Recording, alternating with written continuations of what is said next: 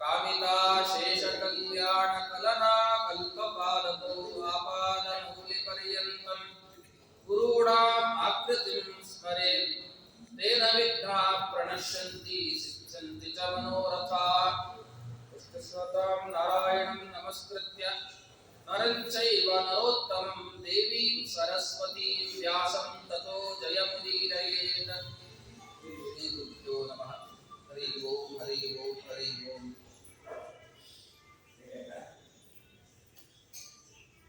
ನಳರಾಜ ದಮಯಂತಿಯನ್ನ ವನದಲ್ಲಿ ತ್ಯಾಗ ಮಾಡಿ ತಾನು ಹೊರಟಿದ್ದಾನೆ. ಬಹಳ ದುಃಖದಿಂದ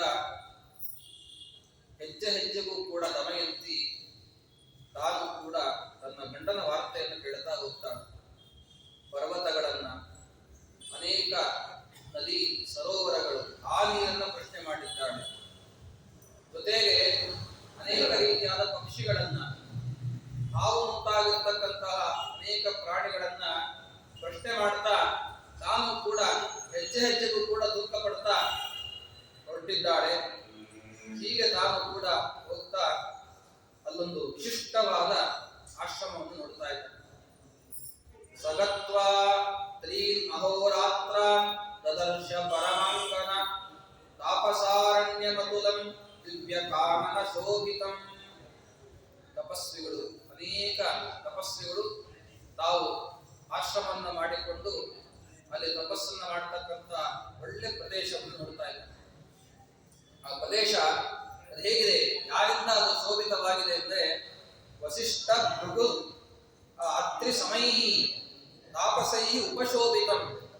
ವಸಿಷ್ಠರಂತೆ, ಭೃಗು ಋಷಿಗಳಂತೆ, ಅತ್ರಿ ಋಷಿಗಳಂತೆ ಇವರಿಗೆ ಸಮವಾಗಿರತಕ್ಕಂಥ ಅನೇಕ ರೀತಿಯಾದ ಋಷಿಗಳು ಅವರೆಲ್ಲರೂ ಕೂಡ ಅಲ್ಲಿ ತಪಸ್ಸನ್ನ ಮಾಡ್ತಾ ಏಕಾಂತದಲ್ಲಿ ಕೂತಿರ್ತಕ್ಕಂತಹ ಆಶ್ರಮವನ್ನು ನೋಡಿದ್ದಾರೆ.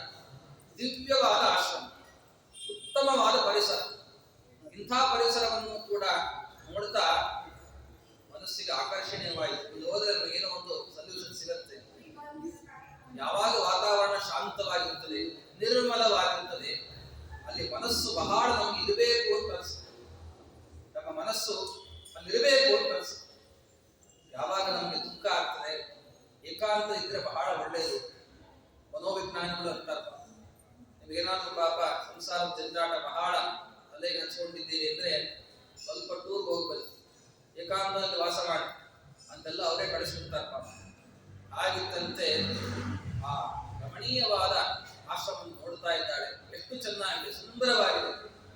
ಅದೆಂಥವ್ರು ಮತ್ತೆ ನಿಯತಾಹಾರೈ ದಮ ಶೌಚ ಸಮನ್ವಿತೈ. ಆ ಋಷಿಗಳು ಹೇಗಿದ್ದಾರೆ ನೋಡ್ತಾ ಇದ್ದಂಗೆ ಗೊತ್ತಾಗ್ಬಿಟ್ಟು ಎಷ್ಟು ಬೇಕೋ ಅಷ್ಟು ಊಟ ಮಾಡೋದು. ಆಗೋ ಧರ್ಮ ಹೇಳ್ತಲ್ಲ, ದೇಹಧಾರಣೆಗೆ ಎಷ್ಟು ಬೇಕೋ ಅಷ್ಟನ್ನು ಮಾತ್ರ ಸ್ವೀಕಾರ ಮಾಡಬೇಕು.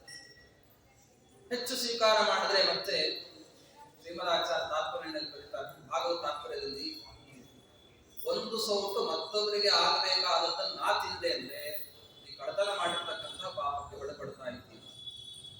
ಇನ್ನೊಬ್ಬರಿಗೆ ಆಗ್ತಾ ಇಲ್ವ, ನನಗೆ ಆಶೆಯಿಂದ ಒಂದು ಹಾಕಿಸ್ಕೊಂಡಿದ್ದೇನೋ ನಂತರ ಎಂದಂಗೆ ಆಯ್ತು, ಮತ್ತೆ ಸಾಕು. ಹೆಚ್ಚು ತಿನ್ನೋದ್ರಿಂದ ಅನಾರೋಗ್ಯನೂ ಆಗ್ತದೆ. ಇನ್ನೊಬ್ಬರಿಗೆ ಸೇರಬೇಕಾಗಿರ್ತಕ್ಕಂಥ ವಸ್ತುವನ್ನು ತಾನು ಅಪಾರಣ ಮಾಡಿರ್ತಕ್ಕಂಥ ಪಾಪಕ್ಕೆ ಒಳಪಡಬೇಕಾಗ್ತದೆ.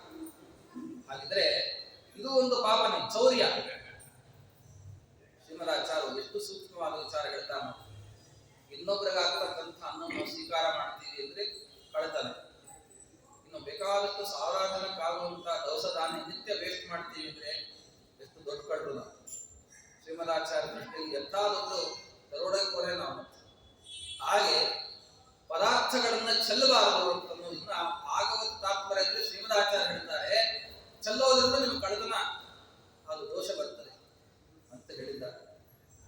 ಹಾಗೆ ದೇವರ ಆಜ್ಞೆಯಂತೆ ಕರಾರುವಾಕಾಗಿರ್ತಕ್ಕಂಥವ್ರು ಯಾರು? ಈ ಋಷಿಮುನಿ. ದೇವರು ಏನು ಹೇಳಿದ್ದಾನೆ ಹಾಗೆ ಇದು ಹೇಳಿದ್ದಾರೆ. ನಾವು ಹಂಗಿರಲ್ಲ. ಮತ್ತೆ ಒಂದು ಮತ್ತೆ ಹೇಳಿ ಒಂದು ಮಹಾ ಒಂದಿದ್ರೆ ಏನ್ ಮಹಾ ಆಗಿತ್ತು ಪಾಪ, ದಯಾಬಿಟ್ಟಿರ್ತಾನೆ, ತಿನ್ಬೇಡ ಅಂತ ಡಾಕ್ಟರ್ ಪಡ್ಕೊಂಡು ಸಾಯ್ತಾ ಇರ್ತಾನೆ. ಇವರಿಗೆ ಪಾಪ ಆಸೆ ಬಿಡೋದಿಲ್ಲ, ತಿಂದೇ ಸಾಯ್ಬೇಕು. ಏನ್ ತಿಂದ್ರೆ ಮಹಾ, ಇನ್ನೊಂದು ಹುಡುಗ ಹೆಚ್ಚು ಹಾಕೊಂತಿಲ್ಲ, ಸ್ವಲ್ಪ ಡೋಸೇಜ್ ಹೆಚ್ಚು ಮಾಡ್ಕೊತೀವಿ ಅಂತ ಹೇಳಿ ಪಾಪ ಆಸೆ ಮಾತ್ರ ಬಿಡೋದಿಲ್ಲ. ಎಲ್ಲಿ ತಾನು ಪಥ್ಯವನ್ನ ಮಾಡೋದಿಲ್ಲ ರೋಗ ಹೆಚ್ಚಾಗುತ್ತಾನೆ. ಆಗಿದ್ದಂತೆ ಪರಮಾತ್ಮ ನಮಗೆ ದೊಡ್ಡದಾದ ಪ್ರಿಸ್ಕ್ರಿಪ್ಷನ್ ಕೊಟ್ಟಿದ್ದಾರೆ. ಹೀಗೆ ಇರಬೇಕು, ಹೀಗೆ ಮಾಡಬೇಕು, ಕಾಲ ಕಾಲಕ್ಕೆ ವ್ರತ ಉಪವಾಸ ನಿಯಮಗಳನ್ನು ಮಾಡಬೇಕು, ದೇಹವನ್ನು ಆದಷ್ಟು ಕೂಡ ಆ ಇಂದ್ರಿಯಗಳು ವಿಷಯ ಪದಾರ್ಥದಲ್ಲಿ ಹೋಗದಂತೆ ನೋಡ್ಕೋಬೇಕು. ಅದಕ್ಕೆ ಒಂದು ಮುಖ್ಯವಾದ ಅಂಗ ಅಂದ್ರೆ ನಿಯತ ಆಹಾರ. ನಿಯತಾಹಾರ ಅಂತಂದ್ರೆ ಎಷ್ಟು ಬೇಕೋ ಅಷ್ಟೇ ತಿನ್ನೋದು ಅಂತ ಒಂದು ಅರ್ಥ. ಅಂದ್ರೆ ಯಾವುದು ನಮಗೆ ಪುರಾಣಗಳಲ್ಲಿ ಅಥವಾ ವೇದಗಳಲ್ಲಿ ಏನು ಇಂಥದನ್ನ ತಿನ್ನು ಅಂತ ಹೇಳಿದಾರೆ ಅಷ್ಟನ್ನ ಮಾತ್ರ ತಿನ್ನು, ನಿಷಿದ್ಧ ಪದಾರ್ಥವನ್ನು ತ್ಯಾಗ ಮಾಡಿ. ಯಾವುದು ವಿಹಿತಾಂತ ಪದಾರ್ಥಗಳಿದ್ದಾವೋ ಅದನ್ನು ಮಾತ್ರ ಸ್ವೀಕಾರ ಮಾಡುವುದು, ಯಾವುದು ನಿಷಿದ್ಧ ಅಂತ ಅನಿಸುತ್ತಿದೆ ಅದನ್ನು ತ್ಯಾಗ ಮಾಡುವುದು. ಹೀಗೆ ಆ ಎಲ್ಲ ಜ್ಞಾನಗಳು ಕೊಡಲು ವಾಸ ಮಾಡಿಕೊಂಡಿದ್ದಾರೆ. ಕೇವಲ ಗೆಡ್ಡೆ ಗೆಣಸು ಇಂತಹ ಪದಾರ್ಥವನ್ನು ತಿಂದುಕೊಂಡು ನಾವು ಕಡೆ ತಿನ್ನು ಮಾಡಲಿಕ್ಕೆ ಸಾಕಾಗ್ತಿತ್ತು. ಗೆಡ್ಡೆ ಗೆಣಸು ತಿಂದುಕೊಂಡು ತಿನ್ಕೊಂಡು ಸಾಕಾಗ್ತಿತ್ತು. ಅಂತದ್ದು ವರ್ಷ ಪೂರ್ತಿ ಅದನ್ನೇ ತಿಳ್ಕೊಂಡಿರೋರು ವನದಲ್ಲಿ. ಹಾಗೇ ತಪಸ್ಸನ್ನ ಮಾಡ್ತಕ್ಕಂಥ ಮಹಾನುಭಾವರು. ಜೊತೆಗೆ ದಮ ಶೌಚ ಸಮನ್ವಿತೈ, ದಮ ಇಂದ್ರಿಯ ನಿಗ್ರಹ, ಅದರಿಂದ ಆಹಾರದಿಂದ ಇಂದ್ರಿಯ ನಿಗ್ರಹವನ್ನು ಸಂಪಾದನೆ ಮಾಡುವುದು. ಜೊತೆಗೆ ಇಂದ್ರಿಯಗಳನ್ನ ನಾವು ಧ್ಯಾನ ಮಾಡ್ತಾ, ಪರಮಾತ್ಮನ ಧ್ಯಾನ ಮಾಡ್ತಾ ಇಂದ್ರಿಯಗಳು ಬೇರೆ ಕಡೆಗೆ ಓಡದಂತೆ ಮಾಡುವುದು. ಇಂಥ ರೀತಿಯಾಗಿರ್ತಕ್ಕಂಥ ಇಂದ್ರಿಯ ನಿಗ್ರಹವನ್ನ ಎಲ್ಲರೂ ಸಂಪಾದನೆ ಮಾಡತಕ್ಕಂಥ ಆಶ್ರಮ ಅವರು ವಿಶೇಷವಾಗಿ ಶೌಚ ಸಮನ್ವಿತ. ಎನ್ನೆ ಹೇಳಿದಂತೆ ಒಳಗೂ ಹೊರಗೂ ಶುಚಿಯಾಗಿತ್ತು ಮಹಾನುಭಾವ. ಋಷಪಂಚಮಿ ಅಂತ ಮಾಡಿರ್ತೀವಿ ಕೆಲವರು. ಋಷಪಂಚಮಿ ವ್ರತದ ಬಗ್ಗೆ ಹೇಳ್ತಾರೆ. 108 ಬಾರಿ ಮತ್ತೆ ಶೌಚವನ್ನು ಮಾಡ್ಕೋಬೇಕು, 108 ಬಾರಿ ಹಲ್ಲುಜ್ಜಬೇಕು, 108 ಬಾರಿ ಮೃತ್ತಿಕಾ ಶೌಚ ಮಾಡ್ಕೋಬೇಕು, 108 ಸ್ನಾನ ಮಾಡಬೇಕು ಅಂತೆಲ್ಲ ಹೇಳ್ತಾರಲ್ಲ.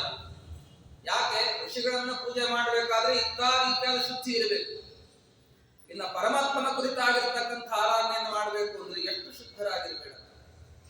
ದೇವರನ್ನೇ ಸಾಕ್ಷಾತ್ ಕಾಣತಕ್ಕಂಥ ಮಹಾ ಜ್ಞಾನಿ ವರೆಣ್ಯರೆಲ್ಲರೂ ಕೂಡ ಹಾಗಿದ್ರೆ ಶುದ್ಧತಮರಾಗಿದ್ದಾರೆ.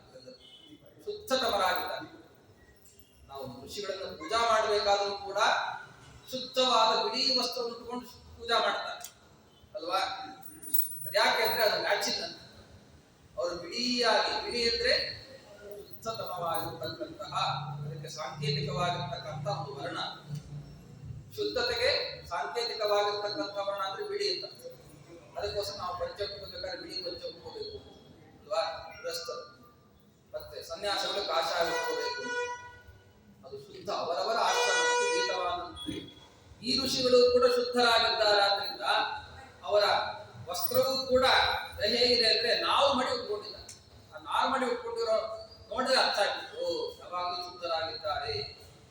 ಅದು ನೋಡ್ತಾ ಇದ್ದಾಳೆ ದಮಯಂತಿ. ಜೊತೆಗೆ ಅಪಕ್ಷೈ ವಾಯುಪಕ್ಷೈ ಏನ್ ತಿಂತಾರೋ ಅಂದ್ರೆ ಕೆಲವರು ಅದರಲ್ಲಿ 2 ಗಣ. ಕೆಲವರು ಬರೀ ನೀರು ಕುಡ್ಕೊಂಡೇ ತಪಸ್ ಮಾಡ್ಕೊಂಡಿರೋ, ಬರೀ ನೀರಷ್ಟೇ ಆಹಾರ. ಅಪ್ಪ ಅಂದ್ರೆ ನೀರು, ನೀರನ್ನ ಕುಡಿದುಕೊಂಡೇ ತಪಸ್ಸನ್ನ ಮಾಡತಕ್ಕಂಥ. ಇನ್ನ ಕೆಲವರು ವಾಯುಪಕ್ಷೈ, ಬರೀ ಗಾಳಿಯನ್ನಷ್ಟೇ ಕುಡ್ಕೊಂಡು ತಪಸ್ ಮಾಡೋದು ಮಹಾನುಭಾವ. ರಾಮಾಯಣದಲ್ಲೂ ನಾವು ಕೇಳ್ತೀವಿ, ದೇವರು ತಾನು ಅರಣ್ಯಕ್ಕೆ ಪ್ರವೇಶ ಮಾಡಿದಾಗ ಇದ್ದ ಸಾವಿರಾರು ರೀತಿಯಾದ ಋಷಿಗಳು ಹೀಗಿದ್ದರು, ಸಾವಿರಾರು ರೀತಿ ತಪಸ್ ಮಾಡ್ತಾ ಇದ್ದಾರೆ. ಹಾಗೆ ನೀರಲ್ಲಿ ಮುಳುಗು ತಪಸ್ ಮಾಡೋರು, ನೀರು ಕುಡ್ಕೊಂಡಷ್ಟೇ ತಪಸ್ ಮಾಡೋರು, ಗೆಡ್ಡೆ ಗಣಸು ತಿನ್ಕೊಂಡು ತಪಸ್ ಮಾಡೋರು, ಕೆಲವು ಏನು ಬೇಡ ಬರೀ ಗಾಳಿಯನ್ನೇ ಕೊಡ್ಕೊಂಡು, ಇನ್ನ ಕೆಲವರು ಗಾಳಿನೂ ಬೇಡ ಅಂತ ಪ್ರಾಣಾಯಾಮ ಮಾಡ್ಕೊಂಡು ಕುಂಭಕದಲ್ಲಿ ತಪಸ್ಸನ್ನು ಮಾಡೋರೆಲ್ಲ ಇದ್ರು ಅಂತ ನಾವು ಹೇಳ್ತೀವಿ. ಇದು ಹಾಗೆ ಇದ್ದಾರೆ. ದಮಯಂತಿ ನೋಡಿರ್ತಕ್ಕಂಥ ಆ ಋಷಿಗಳ ಆಶ್ರಮದಲ್ಲಿ ಇಂಥ ಋಷಿಗಳಿದ್ದಾರೆ. ಆ ಋಷಿಗಳನ್ನೆಲ್ಲರನ್ನು ಕೂಡ ನೋಡ್ತಾ ಇದ್ದಾಳೆ. ಮತ್ತೆ ಜೊತೆಗೆ ಪತ್ರಾಹಾರೈಸ್ತಥೈವಚ ಇನ್ನೊಂದು ಕ್ಯಾಟಗರಿ ಇದೆ. ಬರೀ ಎಲೆಗಳನ್ನಷ್ಟೇ ತಿನ್ಕೊಂಡು ತಪಸ್ ಮಾಡೋದು. ನೋಡಿ, ನೀರು ಕುಡ್ಕೊಂಡು ತಪಸ್ ಮಾಡೋರು, ಎಲೆಗಳನ್ನು ತಿನ್ಕೊಂಡು ತಪಸ್ ಮಾಡೋರು, ಅದ್ಯಾವುದು ಬೇಡ, ಬರೀ ಗಾಳಿಯನ್ನಷ್ಟೇ ಸ್ವೀಕಾರ ಮಾಡ್ಕೊಂಡು ತಪಸ್ ಮಾಡೋರು. ಇಂಥ ಮಹಾ ತಪಸ್ಸುಗಳು ಅಲ್ಲಿದ್ದಾರಂತೆ. ಜಿತೇಂದ್ರಿಯೈ ಮಹಾಭಾಗೈ, ಇಂದ್ರಿಯ ಜಯವನ್ನು ಪಡೆದವರು, ವಿರಕ್ತರು, ಮಹಾನುಭಾವರು, ಸ್ವರ್ಗ ಮಾರ್ಗವನ್ನ ನೋಡ್ತಕ್ಕಂಥವ್ರು, ಅದರಲ್ಲೇ ದೃಷ್ಟಿ ಅವರು. ಯಾವಾಗಲೂ ಕೂಡ ಮೋಕ್ಷ ಹೊಂದಬೇಕು ಅಂತ ಅದರಲ್ಲೇ ದೃಷ್ಟಿ ಇಟ್ಟಿರ್ತಕ್ಕಂಥವ್ರು ಜ್ಞಾನಿ. ನಮ್ಮ ದೃಷ್ಟಿ ಹಂಗಿರಲ್ಲ. ಮತ್ತೆ ನಮ್ದು ಯಾವ ಸಂಸಾರಲ್ಲೇ, ಅದಕ್ಕೋಸ್ಕರ ಸಂಸಾರ ನಮಗೆ ಯಾವಾಗಲೂ ಸಿಗ್ತಾರೆ. ಆ ತಾಪಗಳಲ್ಲೇ ಯಾವಾಗಲೂ ಮತ್ತೆ ಮುಳುಗಿ ಬಿಡ್ತೀವಿ, ಸಂಸಾರಲ್ಲೇ ಮುಳುಗಿರ್ತೀವಾದ್ರಿಂದ ನಮಗೆ ಫಲರೂಪವಾಗಿ ಸಂಸಾರನೇ ಮತ್ತೆ ಜನ್ಮಾಂತರದಲ್ಲಿ ಪ್ರಾಪ್ತವಾಗ್ತದೆ ಅಲ್ವಾ.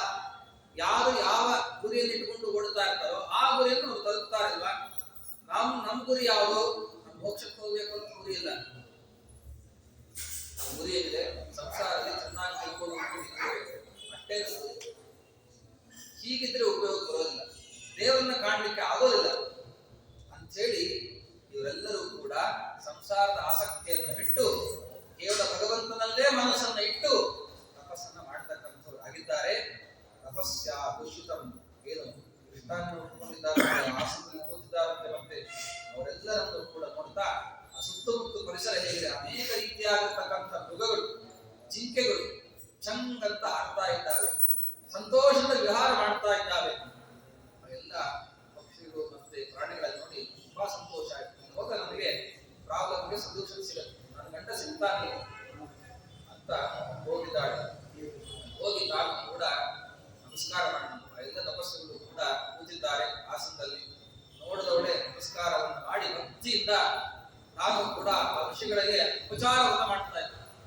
ಅಲ್ಲೇ ಇರ್ತಕ್ಕಂಥ ನೀರು ತಗೊಂಡು ಪಾದಕ್ಕೆ ಹಾಕಿದ್ರು, ಅಲ್ಲೇ ಬಿಟ್ಟಿರ್ತಕ್ಕಂಥ ಹೂ ತಗೊಂಡು ಪಾದ ಪೂಜೆಯನ್ನು ಮಾಡಿದ್ರು. ಮತ್ತೆ ಅದನ್ನು ಪ್ರೋಕ್ಷಣೆಯನ್ನು ಮಾಡಿಕೊಂಡು ತಾನು ಕೂಡ ಅವರಿಗೆ ಮತ್ತೆ ನಮಸ್ಕಾರ ಮಾಡಿ ನಿಂತ್ಕೊಂಡಿದ್ದಾಳೆ. ಆಗ ತಪಸ್ಸು ನೋಡ್ತಾ ಇದ್ದಾರೆ, ಯಾರು ನೋಡ್ಲಿಕ್ಕೆ ಬಹಳ ಸುಂದರವಾಗಿತ್ತು. ಏನು ಈ ವನಕ್ಕೆ ದೇವತೆನೇ ನೀನೆ, ವನ ದೇವತೆಯೇ ನೀ ಬಂದಿದ್ಯ, ಮತ್ತೆ ಮೂರ್ತಿ ಮತ್ತಾಗಿ ನನ್ನ ಕಣ್ಣು ಮುಂದೆ ಅಂತ ಪ್ರಶ್ನೆ ಮಾಡ್ತಾರೆ. ಅಥವಾ ದೇವಲೋಕದ ಇಂದ್ರಲೋಕದಲ್ಲಿರ್ತಕ್ಕಂಥ ಅಪ್ಸರೆಯಾಗಿ ನೀನು ಇಲ್ಲೇನೋ ದಾರಿ ತಪ್ಪಿ ಬಂದಿದ್ಯಾ, ಮತ್ತೆ ಅಥವಾ ಯಾವ ಪುಣ್ಯ ಯಕ್ಷನೋ ಮತ್ತೆ ಗಾಂಧರ್ವಿಯೋ, ಯಾರು ನೀನು ಇಷ್ಟು ಸುಂದರ ರೂಪಗಳಾಗಿದ್ದಿ, ಯಾಕೆ ಬಂದಿದ್ದಿ? ನೋಡಿದ್ರೆ ಮಾತ್ರ ಏಕವಸ್ತ್ರ ಮುಟ್ಕೊಂಡಿದ್ದಿ, ತಲೆಯೆಲ್ಲ ಕೆದರಿ ಬಿಟ್ಟಿದೆ, ಏನೋ ದುಃಖದಲ್ಲಿದ್ದಿ, ಮತ್ತೆ ಯಾಕೆ ಬಂದಿದ್ದಿ ಅಂತ ತಪಸ್ಸುಗಳೆಲ್ಲರೂ ಕೂಡ ಪ್ರಶ್ನೆಯನ್ನು ಮಾಡ್ತಕ್ಕಂಥವರಾಗಿದ್ದಾರೆ. ಆಗ ಅವರಂತ ಎಲ್ಲ ವೃತ್ತಾರ್ಥ ಹೇಳ್ತಾರೆ. ನಾನು ಯಾರು ಅಂತಂದ್ರೆ ಸಾಕ್ಷಾತ್ ಭೀಮರಾಜ, ವಿಜಯನ ರಾಜನಾಗಿರ್ತಕ್ಕಂಥ ಭೀಮರಾಜ. ಆ ಭೀಮರಾಜನ ಮಗಳನ್ನ ರಾಜಕುಮಾರಿಯ ಬಂದಿ ನೀವು ಅನ್ಕೋತೀನಿ, ಅದಕ್ಕೂ ಹೇಳ್ಬಿಡ್ತೀನಿ. ನಾನು ಸ್ವಯಂವರದಲ್ಲಿ ಕೂಡ ನಮ್ಮ ನೈಷದ ಅಧಿಪತಿಯಾಗಿರ್ತಕ್ಕಂಥ ಆ ನಳನ್ನ ನಾನು ಬೆಳೆಸಿದ್ದೆ, ಮದುವೆ ಮಾಡ್ಕೊಂಡಿದ್ದೆ. ಆದರೆ ನನ್ನ ಅದೃಷ್ಟ ಪೂರ್ತಿ ಕೋತಾವಳು. ಆ ನಳನೇ ನನ್ನ ಯಾರನ್ನ ಮದುವೆ ಮಾಡಿಕೊಂಡಿದ್ದು ಇಷ್ಟಪಟ್ಟು ಅವನೇ ನನ್ನ ಕೈ ಬಿಟ್ಟು ಇಂಥ ಅರಣ್ಯದಲ್ಲಿ ಹೊರಟು ಬಿಟ್ಟ. ನನ್ನ ದೈವ ಇದು, ಅವನು ಬಯೋದಲ್ಲ ಮನಸ್ಸು, ನನ್ನ ದೈವ ಹಿಂಗಿತ್ತು, ಕೈ ಬಿಟ್ಟು ಹೊರಟು ಬಿಟ್ಟ. ಸರಿ, ಮುಂದೇನು? ಗಂಡನ ಹುಡ್ಕೊಂಡು ಹೊರಟೋದೆ ನನ್ನ ಗುರಿಯಾಗಿದೆ. ಆಗ ಗಂಡನ ಹುಡ್ಕೊಂಡು ಇಲ್ಲಿ ಬರ್ತಾ ಇದ್ದೀನಿ, ದಯಮಾಡಿ ಸತ್ಯವಾದ ಧರ್ಮಯುಕ್ತಾಜ್ಞ. ನೀವೆಲ್ಲರೂ ಕೂಡ ಸತ್ಯವನ್ನೇ ಮಾತಾಡ್ತಕ್ಕಂಥದ್ದು, ಧರ್ಮವನ್ನ ತಿಳಿದವರು. ಗಂಡ ಕೈ ಬಿಟ್ಟು ಹೋದ್ರೆ ನಾ ಬಿಡಬೇಕು ಅಂತ ಏನಾದ್ರೂ ಇದೆಯಾ? ಅದಕ್ಕೋಸ್ಕರ ನಾವು ಗಂಡ ನುಡ್ಕೊಂಡೇ ಹೊರಟಿದ್ವಿ. ಸರಿ, ಮುಂದೆ ಆ ನಳ ಎಂಬತಕ್ಕಂಥ ರಾಜನ ಬಗ್ಗೆ ನಿಮ್ಗೆ ಪರಿಚಯ ಇದೆಯಾ? ಅವನೇನಾದ್ರೂ ಕೂಡ ನಿಮ್ಮ ಆಶ್ರಮಕ್ಕೆ ಬಂದು ಹೋದ್ನ, ಮತ್ತು ಸುತ್ತಮುತ್ತ ಏನಾದ್ರೂ ಕೂಡ ಬಂದು ಹೋಗಿ ನಿಮಗೆ ಅದ್ರ ಮಾಹಿತಿ ಇದೆಯಾ ಅಂತೆಲ್ಲ ಕೇಳ್ತಾ ಇದ್ದ. ಯಾವ ನಳರಾಜ ಅಂತ ಹೇಳ್ದ ಬಗ್ಗೆ ಹೇಳ್ಕೊಂತಾಳೆ ಗಂಡನ ಬಗ್ಗೆ. ನಳೋ ರಾಮನುಪ ಶ್ರೇಷ್ಠ ದೇವರಾಯ ಸಮದ್ವಿತಿ. ಇಂದ್ರ ಹೇಗಿದ್ದಾನೋ ಹಾಗೆ ನಮ್ಮ ಯಜಮಾನ ಇದ್ದಾನೆ ಅಂತ. ಗಂಡ ಹೇಗಿದ್ದಾನೆ, ಇಂದ್ರನ ಬಗ್ಗೆ ನಿಮ್ಗೆ ಗೊತ್ತಿರ್ತದೆ, ಹಾಗೆ ನನ್ನ ಗಂಡ ಇದ್ದಾನೆ ಅಂತ ಒಳ್ಳೆ ಲಕ್ಷಣ ಸಂಪನ್ನ ಆಗಿರ್ತಕ್ಕಂಥ ವಿಶಾಲಾಕ್ಷ ಕಣ್ಣು, ಒಳ್ಳೆ ಅರಳಿರ್ತಕ್ಕಂಥ ಕಣ್ಣು, ನೋಡ್ಲಿಕ್ಕೆ ಸುಂದರ ಮುಖ. ಅಂಥವನು ಕೂಡ ಯಾವಾಗಲೂ ಕೂಡ ಸತ್ಯ ಧರ್ಮ ಪರಾಯಣ, ಸತ್ಯ ಧರ್ಮದನ್ನೇ ರಥವಾಗಿ ಉಳ್ಳಂತಹ ರಾಜ. ವಿಶೇಷವಾಗಿ ಯಾವಾಗಲೂ ಕೂಡ ದೇವರ ಸ್ಮರಣೆಯನ್ನು ಮಾಡ್ತಕ್ಕಂಥವ್ರು ಹೇಳಿದ. ಇಷ್ಟೆಲ್ಲ ಇರ್ತಕ್ಕಂಥ ಮಹಾನುಭಾವನ ಗಂಡ ಮಾಡಿದ್ದೀರ ಬಂದಾಗ, ಅಮ್ಮ ನಾ ಕಾಣೆ, ನಾನು ನೋಡಿಲ್ಲ, ನಾ ನೋಡಿದ್ರೆ ಯಾಕೆ ಸುಳ್ಳು ಹೇಳ್ತೀನಿ, ಅವನು ಈ ಕಡೆ ಬಂದೇ ಇಲ್ಲ ಮತ್ತೆ. ಹೌದಾ, ಮತ್ತೆ ಯಾಕೆ ದುಃಖ ಪಟ್ಟಿದ್ದೆಲ್ಲ ಹೋಗ್ತಿ ಹಾಕಿದ್ರೆ? ಸ್ವಾಮಿ ಗಂಡ ನೋಡ್ಕೊಂಡೇ ಹೋಗ್ತೀನಿ, ನೀವು ಅನುಗ್ರಹ ಮಾಡಿ ಅಂತಂದಾಗ ಅವರೆಲ್ಲರೂ ಕೂಡ ಕಣ್ಣು ಮುಚ್ಚಿ ದೇವರನ್ನು ಪ್ರಾರ್ಥನೆ ಮಾಡ್ತಾ ದಿವ್ಯ ದೃಷ್ಟಿಯಿಂದ ಕಾಣ್ತಾ ಇದ್ದಾರೆ. ನೋಡು ದಮಯಂತಿ, ದುಃಖ ಪಡಬೇಡ, ಆದಷ್ಟು ಬೇಗ ನಿನಗೆ ಗಂಡ ಸಿಗ್ತಾರೆ. ನಾವು ಕಾಣ್ತಾ ಇದ್ದೀವಿ, ದಿವ್ಯ ದೃಷ್ಟಿಯಿಂದ ಕಾಣ್ತಾ ಇದ್ದೀವಿ. ಗಂಡ ಮಕ್ಕಳ ಸಮೇತವಾಗಿ ಸುಖವಾಗಿ ನೀನು ಕೂಡ ಕೂಡ ಅಂಜಬೇಡ, ಗಂಡ ಸಿಗ್ತಾನೆ, ಆದಷ್ಟು ಬೇಗ ಸಿಗ್ತಾನೆ ಅಂತೇಳಿ ಅನುಗ್ರಹವನ್ನು ಮಾಡಿದ್ದಾರೆ. ಇವಳು ಕಣ್ಣು ಮುಚ್ಚಿ ಪಾಪ ಅವರು ನಮಸ್ಕಾರ ಮಾಡಿ ಕಣ್ತರು ನೋಡ್ತಾಳೆ. ಯಾವ ಆಶ್ರಮ ಇಲ್ಲ, ಯಾವ ಋಷಿಗಳಿಲ್ಲ, ಏನೇನೇನೂ ಇಲ್ಲ. ಹಾಗಿದ್ರೆ ಆ ಋಷಿಗಳು ನಿಜವಾಗಲೂ ಕೂಡ ಆಶೀರ್ವಾದ ಮಾಡಿದ್ದು, ವರ ಕೊಟ್ಟಿದ್ದು ಸರಿನಾ ತಪ್ಪಾಗಿದೆ? ಸತ್ಯ ಆಗತ್ತೋ ಇದು ನೋಡ್ರಿ. ಅವಳು ಅನ್ಕೊಂಡ್ಲಂತೆ, ಮಗೆಲ್ಲ ಜಿಗಿಟ್ಕೊಂಡು ನೋಡ್ತಾ ಇದ್ದಾಳೆ. ಅಲ್ಲ, ನಾ ಯಾವ ನೋಡಿದ್ರೆ ಮತ್ತೆ ಬರೀ ಕಾಡಿದೆ. ಈ ಕಾಡಿನ ಪ್ರದೇಶದಲ್ಲಿ ಇಂಥ ದಿವ್ಯವಾಗಿರ್ತಕ್ಕಂಥ ಆಶ್ರಮ, ಅಂತ ಮಹಾನುಭಾವರಾದ ಋಷಿಗಳು, ಅವರನ್ನು ನೋಡದೆ, ಅವರ ಪಾದ ಸೇವೆಯನ್ನು ಮಾಡಿದೆ, ಖಾದ್ಯವನ್ನು ಕೊಟ್ಟೆ, ನಮಸ್ಕಾರ ಮಾಡಿದೆ, ಅವ್ರ ಜೊತೆಗೆ ಮಾತಾಡಿದೆ. ಇಷ್ಟೆಲ್ಲವೂ ಕೂಡ ಮಾಡಿರ್ತಕ್ಕಂಥ ನಾನು ಈಗ ಕನಸೋ ಏನು ನಿಜವಾಗ್ಲೂ, ಅಥವಾ ನನ್ನ ಭ್ರಮೆ ಆಗಿಬಿಟ್ಟಿದೆಯೋ, ಹುಚ್ಚಿಡಿದ್ಬಿಟ್ಟಿದೆಯೋ, ನನ್ನ ಗಂಡ ಎಲ್ಲೋ ಹೋಗ್ಬಿಟ್ಟಾಗಿತ್ತು ಅಂತ ಹೇಳಿ ನನ್ನ ಹುಚ್ಚಿಡಿದ್ಯೋ ಏನೋ ಅಂತ ಹೇಳಿ ತಾನು ಮೈ ಜಿಗಿಟ್ಕೊಂಡು ನೋಡ್ತಾ ಇದ್ದಾಳೆ. ಇಲ್ಲ, ಅನುಭವಕ್ಕೆ ಬಂದಿದ್ದರು, ತಪಸ್ಸುಗಳನ್ನು ನೋಡಿದ್ದೀರಿ, ಅವರು ಆಶೀರ್ವಾದ ಮಾಡಿದ್ದಾರೆ ಪೂರ್ವಕವಾಗಿ. ಓಹೋ, ಹಾಗಿದ್ರೆ ಸುಳ್ಳಲ್ಲ, ಇದು ಸತ್ಯನೇ ಅಂತ ಅವಳು ಅಂದ್ಕೊಳ್ತಾ ಇದ್ದಾಳೆ. ಯಾಕೆ ಅಂತಂದ್ರೆ ಸ್ವಪ್ನ ಅಂತ ಕನಸು ಬಿತ್ತೋ ನನಗೆ. ಕನಸು ಬಿಡ್ಲಿಕ್ಕೆ ಕಾರಣ ಇಲ್ಲ, ನಮ್ಮ ಮಲಗೇ ಇಲ್ಲ. ಮತ್ತೆ ಅಹೋರಾತ್ರಿ 3 ದಿವಸ ನಡ್ಕೊಂಡ್ ಬಂದಿದ್ದಾಳು. 3 ರಾತ್ರಿ ದಾಖಲೆ ಮಾಡ್ತಾರೆ. 3 ರಾತ್ರಿ ನಿದ್ರೆ ಇಲ್ಲದೇ ನಡ್ಕೊಂಡ್ ಬಂದಿದ್ದೀನಿ ನಾನು. ಆದ್ರೆ ಏನೋ ಪಾಪ ಭ್ರಮೆ ಆಗಿತ್ತು, ಅದಕ್ಕೋಸ್ಕರ ಇದೆಲ್ಲ ಕಾಣ್ಬಿಟ್ಟೆ ಅಂತಂದ್ರೆ ಇಲ್ಲ. ಅಲ್ಲಿ ಕೂಡ ಅವಳಿಗೆ ಸುತ್ತಲೂ ಸುಗಂಧಮಯವಾಗಿರತಕ್ಕಂಥ ಪುಷ್ಪದ ವಾಸನೆ ಹೋಗಿ ಬೆಳೀತಂತೆ. ಓಹೋ, ಒಳ್ಳೆ ಲಕ್ಷಣ. ಹಾಗಿದ್ರೆ ಆ ಋಷಿಗಳೇ ಹೇಳಿದ್ದು ಸತ್ಯನೇ, ನಾ ಕಂಡಿದ್ದು ಸತ್ಯನೇ ಅಂತ ಅವಳು ಭಾವಿಸಿದ್ದಾಳೆ. ಅವಳು ನಿಜವಾಗ್ಲೂ ಭಗವದ್ಭಕ್ತರಾಗಿದ್ರೆ, ಸನ್ಮಾರ್ಗದಿದ್ರೆ, ದೇವರೇನೋ ಒಂದು ರೀತಿಯಾಗಿ ತಾನು ಅನುಗ್ರಹವನ್ನು ಮಾಡ್ತಾನೆ. ಅವನು ಎಂಥ ಅರಣ್ಯದಿದ್ದರೂ ಕೂಡ ಅನುಗ್ರಹವನ್ನು ಮಾಡ್ತಾನೆ. ಹೀಗೆ ಆ ಋಷಿಗಳ ಮೂಲಕ ಪರಮಾತ್ಮ ಆದೇಶವನ್ನು ಕೊಟ್ಟಿದ್ದಾನೆ, ಗಂಡ ಆದಷ್ಟು ಬೇಗ ಸಿಗ್ತಾನೆ ಅಂತ ಹೇಳಿ. ಮತ್ತೆ ಆಗ ನಾನು ಸಂತುಷ್ಟವಾಗಿ ಸ್ವಲ್ಪ ಮನಸ್ಸಿಗೆ ಸಮಾನ ತಂದ್ಕೊಂಡು, ಯಾಕೆ ದೇವ್ರು ಮಾಡಿದ ಅಂದ್ರೆ ಅರ್ಥನೇ ಬಂದಿತ್ತು, ವಿಶ್ರಾಂತಿನೇ ಇಲ್ಲ. ಓದುತ್ತಾ ಬಂದಾಳೆ. ಅವಳ ದುಃಖಕ್ಕೆ ಸ್ವಲ್ಪ ಉಪಶಮನ ಕೊಡೋಣ ಅಂತ ಇಂಥ ಋಷಿಗಳ ದರ್ಶನವನ್ನು ಮಾಡಿಸಿ ಪರಮಾತ್ಮ ಅವರ ಕಡೆಯಿಂದ ಮಾತಾಡಿಸಿ ಬೇಗ ಗಂಡ ಸಿಗ್ತಾನೆ ಅಂತ ಅವರು ಹೇಳುವಂತೆ ಮಾಡಿ ಹೇಳಿದ್ರು ಕೂಡ ಬಹಳ ಸಂತೋಷ. ಓ, ನನ್ನ ಗಂಡ ಸಿಗ್ತಾನೆ ಅಂತ ಋಷಿಗಳು ಹೇಳಿಬಿಟ್ಟಿದ್ದಾರೆ, ಇನ್ನು ದುಃಖ ಪಡೋದು ಬೇಡ, ಸ್ವಲ್ಪ ಮುಂದೆ ಹೋಗಿ ಹುಡುಕೋಣ ಅಂತ ಮುಂದೆ ಹೋಗ್ತಾ ಆ ಕಾಡಿನ ಒಳಗೆ ಪ್ರವೇಶ ಮಾಡ್ತಾ ಇದ್ದಾಳೆ. ಅವಳು ಪ್ರವೇಶ ಮಾಡಿದ್ರೆ ದೊಡ್ಡ ಒಂದು ಗುಂಪತ್ತು, ಅನೇಕ ಜನರು, ಪುರುಷರು, ಸ್ತ್ರೀಯರು, ಅವರೆಲ್ಲರೂ ಕೂಡ ಒಂದು ನದಿ ಹರಿತಾ ಇದೆ, ನಿರ್ಮಲವಾಗಿರ್ತಕ್ಕಂಥ ನೀರಿನ ನದಿ. ಆ ನದಿಯ ತಟಾಕದಲ್ಲಿ ಎಲ್ಲ ಬಿಡಾರ ಮಾಡಿಕೊಂಡು ಅದೆಲ್ಲ ಕೂತ್ಕೊಂಡು ಅನೇಕ ಮಾತುಗಳನ್ನು ಆಡ್ತಾ ಇದ್ದಾರೆ. ನೋಡೋದು ಸಂತೋಷ ಆಯ್ತು. ಯಾರು ಜನ ಸಿಕ್ತು, ಇಷ್ಟು ತನಕ ಒಬ್ರು ನರಪಿಳ್ಳೆಯೂ ಕಾಣಿಸ್ತಿಲ್ಲ. ಅಂಥ ಕಾಡಿನಲ್ಲಿ ನಾನು ಕೂಡ ದುಃಖ ಪಡ್ತಾ ಬಂದೆ. ಈಗ ನೋಡಿದ್ರೆ ಅನೇಕ ಜನರು ಕಂಡಿದ್ದಾರೆ. ಅಂದ್ರೆ ಅವರದ್ದೇನೋ ಮಾಹಿತಿ ಇತ್ತು, ನನ್ನ ಗಂಡ ಬಂದಿರ್ತಾನೆ, ಇಲ್ಲೇ ಇರ್ತಾನೆ ಅನ್ನೋ ಗೊತ್ತಿಲ್ಲ ಅಂತ ಓಡೋಡಿ ಅವರ ಹತ್ರ ಬರ್ತಾರೆ. ಯಾರು ನೀವು ಸ್ವಾಮಿ? ಎಲ್ಲ ಬಂದಿದ್ದಿರಲ್ಲ ಗುಂಪು, ಯಾರು ನೀವು ಅಂತ ಕೇಳಿದಾಗ ಅವರೆಲ್ಲರೂ ಅಂತ ಇದ್ದಾರೆ, ನಾವೆಲ್ಲರೂ ಕೂಡ ವ್ಯಾಪಾರ ಮಾಡ್ತಕ್ಕಂಥ ವರ್ತಕರು. ವ್ಯಾಪಾರ ಏನಂದ್ರೆ ವಜ್ರ, ವೈಡೂರ್ಯ ಇದೆಲ್ಲವೂ ಕೂಡ ನವರತ್ನಗಳನ್ನ ಕಟ್ಕೊಂಡು ನಾವು ಇಲ್ಲಿಂದ ಮುಂದಕ್ಕೆ ಹೋಗ್ತಾ ಇದ್ವಿ. ಸುಬಾಹುರಾಜನಿಗೆ ಮಾರೋಣ ಅಂತ ಹೋಗ್ತಾ ಇದ್ವಿ. ಆ ಸುಬಾಹುರಾಜನಿಗೆ ಇನ್ನ ಮಾರಿ ನಮಗೆ ಲಾಭವನ್ನು ಗಳಿಸೋಣ ಅಂತ ನಮ್ ಹೀಗೆ ಕಾಡು ಸಂಚಾರ ಮಾಡ್ತಾ ಇದ್ವಿ. ಭಗವಾನ್ ಗಂಡು ಕೋಟೆ ಕಟ್ಕೊಳ್ಳೋದು, ಹೋಗೋದು, ದೇಶವನ್ನು ಕೂಡ ನಾವು ಸಂಚಾರ ಮಾಡಿ ಅಲ್ಲಿರ್ತಕ್ಕಂಥ ರಾಜರಿಗೆ ಅಮೂಲ್ಯವಾಗಿರ್ತಕ್ಕಂಥ ಅನರ್ಘ್ಯವಾಗಿರ್ತಕ್ಕಂಥ ರತ್ನಗಳನ್ನ ವ್ಯಾಪಾರ ಮಾಡೋದು ನಿತ್ಯ ಚರ್ಯೆ. ವರ್ತಕರು ಒಳ್ಳೆ ದೇವತೆಯಿಂದ ಕಾಣ್ತಾ ಇದ್ವಿ. ಈ ಮನ ಮಧ್ಯದಲ್ಲಿ ಏನ್ ಮಾಡ್ತಾ ಇದ್ದಲ್ಲಂತೆ, ಏಕವಸ್ತು ಉಟ್ಕೊಂಡು ಏನೋ ದುಃಖ ಪಡ್ತಾ ಇದ್ದಿಲ್ಲ, ಮುಖ ಯಾಕೆ ಬಾಡಿದಂತೆ ಕಾಣ್ತಾ ಇದ್ದಿಲ್ಲ. ಯಾರು ನಾನು ನರರಾಜನ ಹೆಂಡತಿ, ನಮ್ಮ ರಾಜ ಏನಾದ್ರು ಕೂಡ ಬಂದಿದ್ನ ಅಂತ ಕೇಳ್ತಾನೆ. ಅವರು ಅಂತಾರೆ ಮತ್ತೆ, ಇಲ್ಲ ನರರಾಜನ ನೋಡೇ ಇಲ್ಲ. ಸರಿ, ಏಕಾಂಗಿಯಾಗಿ ಬಂದಿದ್ದಿ, ನಮ್ಮ ಜೊತೆಗೆ ಬಾ, ನಿನ್ನ ಸುಬಾಹುರಾಜನ ಪಟ್ಟಣಕ್ಕೆ ಅಲ್ಲಿಂದ ತಲುಪಿಸ್ಬಿಡ್ತೀವಿ. ಅಲ್ಲ ರಾಜ ಏನಾದ್ರೂ ಕೂಡ ಸಹಾಯ ಮಾಡ್ಬೋದು, ಗಂಡ ಮುಗಿಸ್ಕೊಡ್ಬೋದು, ಅಲ್ಲಿ ತನಕ ಬೇಕಾದ್ರೆ ಕರ್ಕೊಂಡು ಹೋಗ್ತೀವಿ ಅಂತ ಈ ರೀತಿಯಾಗಿ ಹೇಳ್ತಕ್ಕಂಥವ್ರಾಗಿದ್ದಾರೆ. ಹಾಗಿದ್ರೆ ಹಾಗೆ ಆಗಲಿ ಅಂತ ಪಾಪ ಸ್ವಲ್ಪ ದೂರ ಪ್ರಯಾಣ ಮಾಡ್ತಾ ಇದ್ದಾರೆ. ಸ್ವಲ್ಪ ದೂರ ಪ್ರಯಾಣ ಮಾಡಿದ್ದಾರೆ. ಪ್ರಯಾಣವನ್ನು ಮಾಡಿ ಸೂರ್ಯ ಅಸ್ತ ಆಗ್ತಾ ಇದೆ, ರಾತ್ರಿ ಕಾಲ. ಒಂದು ಸರೋವರದ ತಟಾಕದಲ್ಲಿ ತಾವು ಕೂಡ ಆನೆಗಿರಿ ಎಲ್ಲ ತಂದಿದ್ದು, ಆನೆಯ ಮೇಲೆ ಎಲ್ಲ ಗಂಟು ಕೋಟೆ ಕಟ್ಕೊಂಡು ಸಂಚಾರ ಮಾಡುವಂತ ವರ್ತಕರು.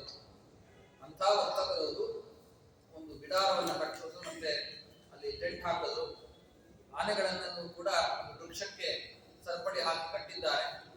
ಸರೋವರ ನೀರು ಕುಡಿದ್ರು, ಹಣ್ಣು ಹಂಪಲು ತಿಂದ್ರು, ದಮಯಂತಿಗೂ ಕೊಟ್ಟಿದ್ದಾರೆ. ಪಾಪ ಅವಳಿಗೂ ಬಹಳ ಹಸಿವೆ ಆಗಿತ್ತು. ಸ್ವೀಕಾರ ಮಾಡಿ ತುಂಬಾ ನಡೆದಿದ್ರಿಂದ ಬಹಳ ಆಯಾಸ ಆಗಿತ್ತು ದಮಯಂತಿ. ಯಾವಾಗ ನಿದ್ರೆಗೆ ಜಾರಿದ್ರು ಅದು ಗೊತ್ತಾಗಿಲ್ಲ. ಗಾಢವಾಗಿ ನಿದ್ರೆಗೆ ಜಾರಿದ ದಮಯಂತಿ. ಎಲ್ಲರೂ ವರ್ತಕರು ಕೂಡ ಅವರೇನು ವ್ಯಾಪಾರದ ಬಗ್ಗೆ ಮಾತಾಡಿ ಅವರು ಕೂಡ ನಿದ್ರೆಗೆ ಜಾರಿದ್ದಾರೆ. ಆನೆಗಳು ಕೂಡ ಅಲ್ಲಿ ಕಟ್ಟಿದ್ದಾರೆ. ಏನಾಗಿತ್ತು, ಮಧ್ಯರಾತ್ರಿ ಕಾಲದಲ್ಲಿ ಆ ಕಾಡಿನಲ್ಲಿ ಆನೆಯ ಹಿಂಡು ಬಂತು. ನೋಡ್ತಾರೆ, ಪಡೆದಿರ್ತಕ್ಕಂಥ ಆನೆ ನೋಡಲ್ಲಿ ಬಹಳ ಸಿಕ್ತು. ನಾವೆಲ್ಲ ವನದ ಆನೆ, ಇವರೆಲ್ಲರೂ ಕೂಡ ಗ್ರಾಮದ ಆನೆ. ಗ್ರಾಮದ ಆನೆಗೂ ವನದ ಆನೆಗೂ ಆಗಲ್ಲ, ಟಗ್ ಹಾಕ. ನಮ್ಮ ಗುಂಪಿನ ಅಲ್ಲದೇನೆ ಇನ್ಯಾವ ಆನೆ ನಮ್ಮ ಮನಕ್ಕೆ ಬಂದಿದೆ ಅಂತ ಅದಕ್ಕೆಲ್ಲ ಸಂದೇಹ ಆಗಿ ಏಕಾಏಕಿ ಆಕ್ರಮಣ ಮಾಡ್ತಾರೆ.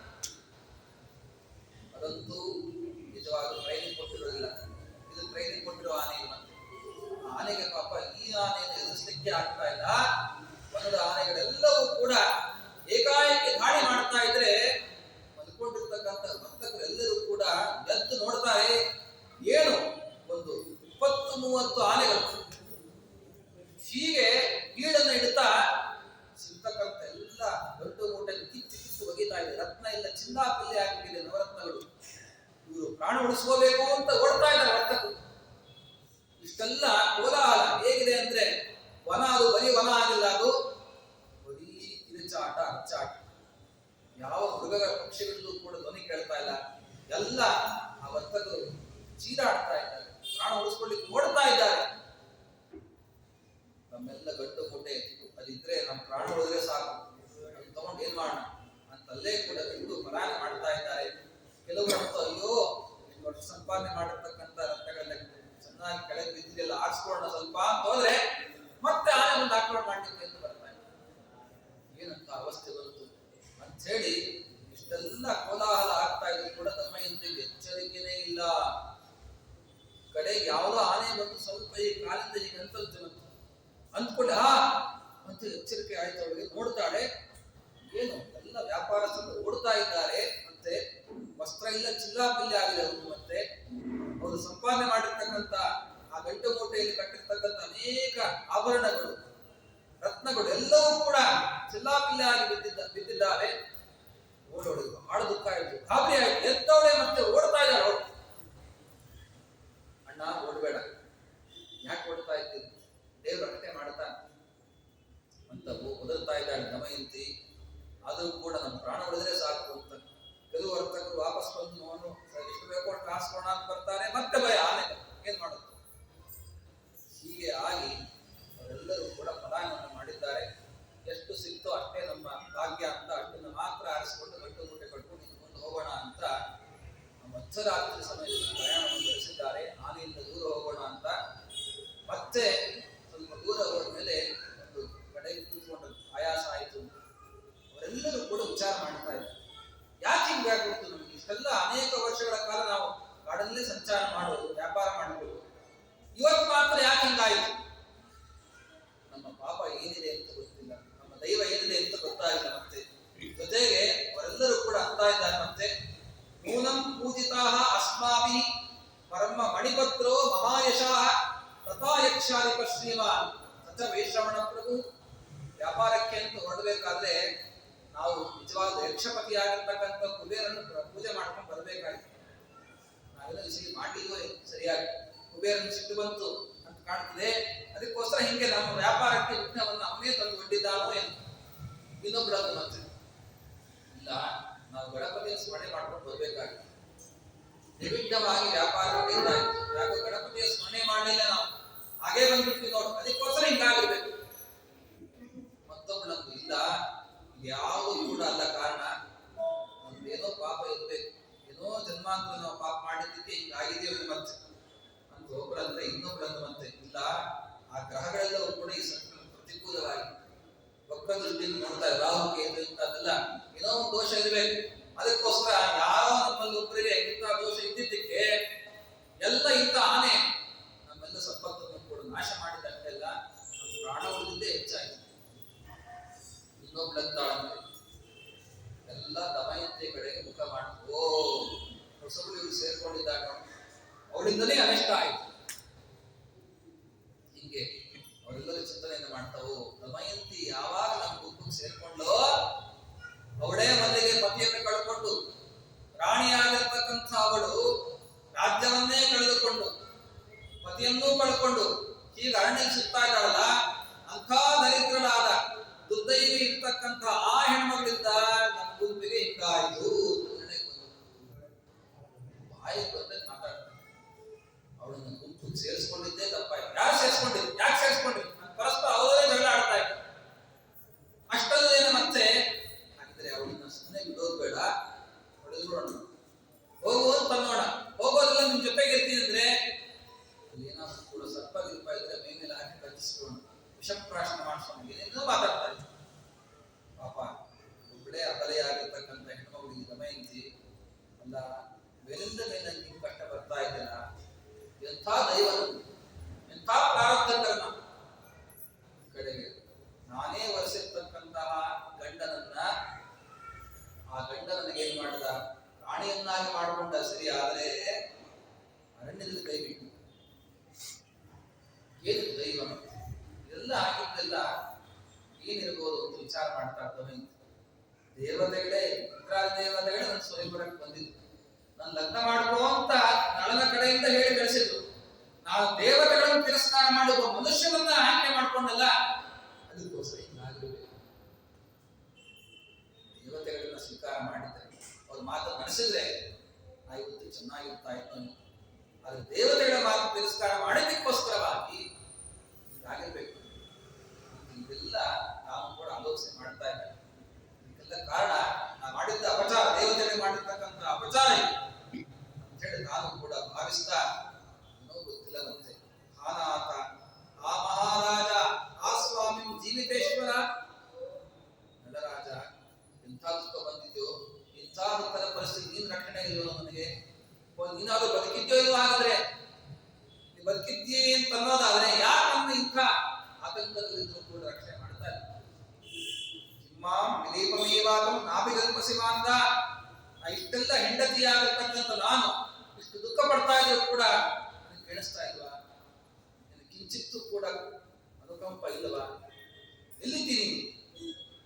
ಬದುಕಿದ್ಯೋ ಸತ್ತೋಗಿದ್ದೆ ಅಂತ ಈಗೆಲ್ಲ ಜೋರಾಗಿ ಆಕ್ರಂದನವನ್ನು ಮಾಡ್ತಾ ಇದ್ದಾರೆ. ಜೊತೆಗೆ ಅವರು ವನಕ್ಕೆ ಓಡ್ಬಿಟ್ಟು ಏನ್ ಮಾಡ್ಬಿಡ್ತಾರೋ ವ್ಯಾಪಾರಿಗಳು ಅಂತ ಹೇಳಿ ಒಬ್ಬಳೇ ಮತ್ತೆ ವನಕ್ಕೆ ಪ್ರವೇಶ ಮಾಡಿದ್ದಾಳೆ. ಹೊಡೆದ್ಬಿಟ್ಟು ಮತ್ತೆ ಸಾಯಿಸ್ಬಿಟ್ರೆ ಏನ್ ಮಾಡೋಣ ಅಂತ ಹೇಳಿ ಹಾಗೆ ಹೋದವಳು ಮತ್ತೆ ಅಷ್ಟೊತ್ತಿಗೆ ಬೆಳಕಾಯ್ತು. ಬೆಳಕಾಗಿ ಮತ್ತೆ ಮನೆಯಿಂದ ಸ್ವಲ್ಪ ಹೊರಗೆ ಬರ್ತಾಳೆ. ಮತ್ತೆ ಅದೇ ವರ್ತಕ್ಕೂ ಗೊತ್ತಿಲ್ಲದೆ ಅವರು ಸೇರ್ಕೊಂಡು ಮತ್ತೆ ಇನ್ನೂ ಸ್ವಲ್ಪ ಮುಂದೆ ಹೋಗೋಣ, ಅವರು ದಾರಿ ತೋರಿಸಿ ನನ್ನ ಸುಭಾವನ ಪಟ್ಟಣಕ್ಕೆ ಬಿಡ್ತಾ ಇದ್ದಾರೆ ಅಂತ ತಿಳಿದುಕೊಂಡು ತಾನು ಕೂಡ ಚೇದಿರಾದ ಸುಭಾವ, ಚೇದಿ ಎಂಬತಕ್ಕಂಥ ದೇಶ, ಆ ದೇಶಕ್ಕೆ ರಾಜನಾಗಿರ್ತಕ್ಕಂಥ ಸುಭಾವ ಅವನ ಹತ್ರ ಕರ್ಕೊಂಡು ಹೋಗಿ ಬಿಡ್ತಾರೇನೋ ಅಂತ ಆಶೆಯಿಂದ ಮತ್ತೆ ಆ ಗುಂಪಿಗೆ ಸೇರ್ಕೊಂಡಿದ್ದಾಳೆ. ಸೇರಿಕೊಂಡು ಸ್ವಲ್ಪ ದೂರವಾದರೆ ಮತ್ತೆ ರಾತ್ರಿ ಆಯಿತು. ಮತ್ತೆ ತಾವು ಮಲ್ಕೊಂಡಿದ್ದಾರೆ. ಮತ್ತೆ ಕಾಡಾನೆ ಬಂತು. ನೋಡಿ, ಮತ್ತೆ ಕಾಡಾನೆ ಬಂದು ಈ ಸರ್ತಿ ಬರೀ ಅವರ ಆಭರಣಗಳನ್ನ ಕಿತ್ತು ಒಗೆದಿದ್ದ ಅಷ್ಟೇ ಇಲ್ಲ, ಅನೇಕರನ್ನ ತುಳಿದು ಸಂಹಾರ ಮಾಡಬೇಕು. ಅಯ್ಯೋ ಹಣೆ ಬಾರದೆ ಉಳಿದವರೆಲ್ಲ ಅಂತ ಹಿಡ್ಕೊಂಡ್ರಿ ದಮಯಂತಿನ. ಮತ್ತೆ ಅವಳು ಸೇರ್ಕೊಂಡಿದ್ದಾಳೆ. ಹೇಳ್ದೆ ಕೇಳಿದೆ, ಅವಳನ್ನ ಸಾಯಿಸೇ ಬಿಡೋಣ, ಸಂಹಾರ ಮಾಡ್ಬೇಡ ಅಂತೆಲ್ಲರೂ ಓಡ್ತಾ ಇದ್ದಾರೆ. ಅಲ್ಲಿ ತಪ್ಪಿಸ್ಕೊಂಡು ಪಾಪ ಬದುಕನ್ನು ಸೇರಿ ಜೀವ ಅಂತ ಹೇಳಿ ತಾನು ಕೂಡ ಸ್ವಲ್ಪ ಇದೆ ಆ ಚೇದಿರಾಜನ ಪಟ್ಟಣದ ಹತ್ರ ಬಂದು ಕಾಣಿಸ್ತು. ಊರು ಎಲ್ಲ ಬೆಳಕು ಕಾಣಿಸ್ತು. ಓ, ಇದೇ ಚೇದಿರಾಜನ ರಾಜ್ಯ ಸುಭಾವನ ಪಟ್ಟಣ ಇರಬೇಕು ಅಲ್ಲಿ ಹೋಗೋಣ ಅಂತ ನಾನು ಪ್ರವೇಶ ಮಾಡಿದ್ದಾಳೆ. ಪ್ರವೇಶ ಮಾಡ್ತಾ ಇದ್ದಾಳೆ. ಎಲ್ಲ ಕೂಡಾಗಿದೆ, ತಲೆಯೆಲ್ಲ ಎದುರೋಗಿದೆ, ಮತ್ತೆ ಮುಖ ಎಲ್ಲವೂ ಕೂಡ ಬಾಡಿ ಹೋಗಿದೆ.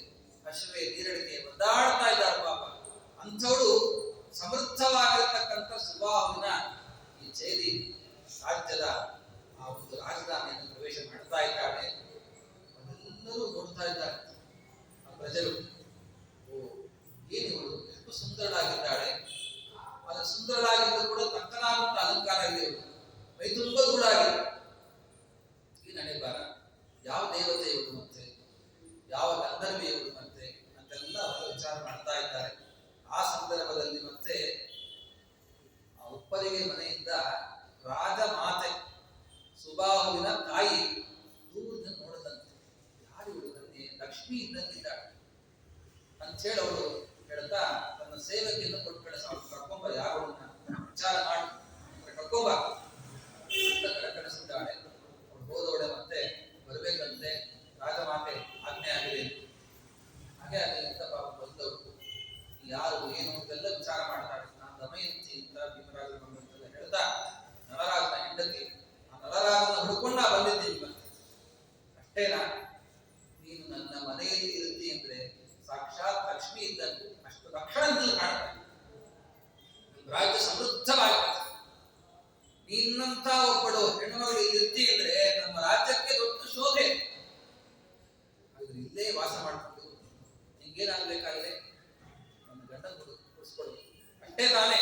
ನನ್ನ ಮಗನ್ ಹೇಳಿ ಎಲ್ಲ ದೇಶಕ್ಕೂ ದೂತರನ್ನ ಕಳಿಸಿ ನಿನ್ನ ಗಂಡ ಎಲ್ಲಿದ್ದಾನೆ ಅಂತ ಪತ್ತೆ ಮಾಡು, ಏನು ಅಂಜಬೇಡ. ಗಂಡ ಸಿಗೋ ತನಕ ಇಲ್ಲೇ ವಾಸ ಮಾಡ್ಕೊಂಡು ಸುಖವಾಗಿ ಅಂತ ಈ ರೀತಿಯಾಗಿ ತಾನು ಕೂಡ ಹೇಳ್ತಾ ಇದ್ದಾಳೆ ರಾಜಮಾತೆ. ಹಾಗಿದ್ರೆ ಹೀಗೆ ಹೇಳೋದಾದ್ರೆ ಮತ್ತೆ ಅವಳು ಅಂದಂತೆ, ನಾ ಇರ್ತೀನಿ ಅಂದ್ರೆ ಸ್ವಲ್ಪ ಕಂಡೀಷನ್, ನಾ ಸುಮ್ಮನೆ ಇರೋದಿಲ್ಲ, ಏನೋ ಒಂದು ಕೆಲಸ ಮಾಡ್ತಾರೆ. ನನಗೆ ಶೃಂಗಾರದ ಬಗ್ಗೆ ಅರ್ಥ ಅಲಂಕಾರ ಎಲ್ಲ ಮಾಡೋದು ಬಹಳ ಇರ್ತದೆ ಕೈ. ನಾನು ಕೂಡ ಎಲ್ಲ ಕೇಶ ವಿನ್ಯಾಸ ಎಲ್ಲ ಮಾಡೋದಕ್ಕೆ ಬಹಳ ಇರ್ತದೆ. ಏನಾದ್ರೂ ಕೂಡ ನಿನ್ನ ರಾಣಿಗೆ ಆ ಕೆಲಸವನ್ನ ಸೇವೆಯನ್ನು ಮಾಡ್ಕೊಂಡಿರ್ತೀನಿ. ಆದರೆ ನನ್ನನ್ನ ಯಾವ ಪುರುಷರು ಕೂಡ ಕಣ್ಣೆತ್ತಿ ನೋಡುವಂತಿಲ್ಲ. ನಾ ಮಲ್ಕೋಬೇಕಾದ್ರೆ ಕೆಳಗೆ ಮಲ್ಕೊಡಲ್ಲ, ಒಳ್ಳೆ ಸುಪ್ಪತ್ತಿ ಆಗ್ಬೇಕು. ಕಂಡೀಷನ್ ನನ್ನ ನಾ ಮಲ್ಕೋಬೇಕಾದ್ರೆ ಸುಮ್ಮನೆ ನಿದ್ದೆ ಬರಲ್ಲ ನನಗೆ, ಸ್ವಲ್ಪ ಸೇವಕ್ಕೆ ನನ್ನ ಕಾಲು ಗೊತ್ತಬೇಕು. ಇಷ್ಟೆಲ್ಲ ಕಂಡೀಷನ್ ನೀನು ಚೆನ್ನಾಗಿ ಅದಕ್ಕೆ ನಡ್ಕೊಳ್ತೀ ಅಂತಾರೆ. ಯಾವ ಪುರುಷರು ನನ್ನ ಕಣ್ಣೆತ್ತಿ ನೋಡುವಂತಿಲ್ಲ, ನೋಡ್ತಾರೆ ಅಂದ್ರೆ ಮತ್ತೆ ಅವರು ಭಸ್ಮ. ಯಾವ ರೀತಿಯಲ್ಲಿ ಅಜ್ಞಾತವಾಸ ದ್ರೌಪದಿ ಕಂಡೀಷನ್ ಹಾಕಿದ್ದೋ ಅದೇ ರೀತಿಯಾದ ಕಂಡೀಷನ್ ದಮಯಂತಿ ತಾನು ಕೂಡ ಹಾಕಿದ್ದ. ಹಾಗೆ ಆಗ್ತಮ್ಮ ಇದ್ರೆ ಸಾಕು, ದಿವಸ ಇದು ಅಂತ ಹೇಳಿ ಸುಖವಾಗಿ ವಾಸ ಮಾಡ್ಕೊಂಡಿರು ಅಂತ ಹೇಳಿ ಅಲ್ಲಿ ಇದ್ದಾಳೆ. ಅಷ್ಟೊತ್ತಿಗಾಗಲೇ ಒಂದು ಸರ್ತಿ ಒಬ್ಬ ಆ ರಾಜ್ಯದಲ್ಲಿರ್ತಕ್ಕಂಥ ಮಂತ್ರಿಯ ಪುತ್ರ ಅವನು ಕುದೃಷ್ಟಿಯಿಂದ ನೋಡಿದ್ದ. ನೋಡಿ ಎಂಥ ರೀತಿಯಾದ ರೂಪದಿಂದ ನನಗೆ ಹೆಂಡತಿ ಆಗ್ತದೆ ಅಂತ ಕೇಳ್ತಾ ಇದ್ದ. ಏ ಕಣ್ಣೆ ನೋಡ್ಬೇಡ, ನಾನು ನೋಡ್ತೀನಿ ಅಂದ್ರೆ ನೋಡು, ನೀನೇ ಬಸ್ನಿ ಕೂತ್ನ ಅಂತ ಕಡೆಗೆ ಮತ್ತೆ ಅಲ್ಲಿಂದಲೂ ಕೂಡ ನಾನು ಬಿಟ್ಟು ಹೋಗೋಣ. ಯಾಕೆಂದ್ರೆ ಇಂಥ ಪುರುಷರಿದ್ದಾರೆ ಈ ಒಂದು ರಾಜ್ಯದಲ್ಲಿ, ಎಲ್ಲಿ ಮತ್ತೆ ನನ್ನ ನಿಜವಾಗಿರ್ತಕ್ಕಂಥ ಶೀಲವನ್ನೇ ಹಾಳು ಮಾಡ್ತಾರೋ ಅಂತ ಬಹಳ ಭಯ ಆಯ್ತು. ಒಂದ ಎರಡ ಭಯ ದಮಯಂತಿ ನಳದಿ ಇದೆಲ್ಲ ಭಯಕ್ಕೆ ಮುಖ್ಯ ಕಾರಣ ಕಾಲು ತಗೊಂಡಿದ್ದಾರೆ, ಕಲಿಯ ಪ್ರವೇಶ ಆಗಿದ್ದಷ್ಟೇ. ಹೇಗೆ ಆಡಿಸ್ತಾ ಇದ್ದಾರೆ ಆ ಕಲಿ. ಈ ಕಡೆಗೆ ಈ ವೃತ್ತಾಂತ ನನಗೆ ನಿಲ್ಲಿಸಿ ಮುಂದೆ ನಳರಾಜನ ಕಥೆಯನ್ನು ಕೂಡ ಹೇಳ್ತಾ ಬರ್ತಾರೆ. ನಳರಾಜನ ಅವಸ್ಥೆ ಏನಾಗ್ತದೆ, ಅವನಿಲ್ಲಿ ಹೋದ ಮತ್ತೆ ಅದನ್ನ ಹೇಳಬೇಕು ಅಂತ ಜನಮೇಜಯ ರಾಜರು ಕೂಡ ಪ್ರಶ್ನೆ ಮಾಡ್ತಾ ಇದ್ದ ವೈಶಂಪಾಯನಿಗೆ. ಆ ಬೃಹದಶ್ವರು ಅವರಿಗೆ ಧರ್ಮರಾಜ ಇದೇ ಪ್ರಶ್ನೆಯನ್ನ ಕೇಳಿದ ಅಂತ ಹೇಳ್ತಾ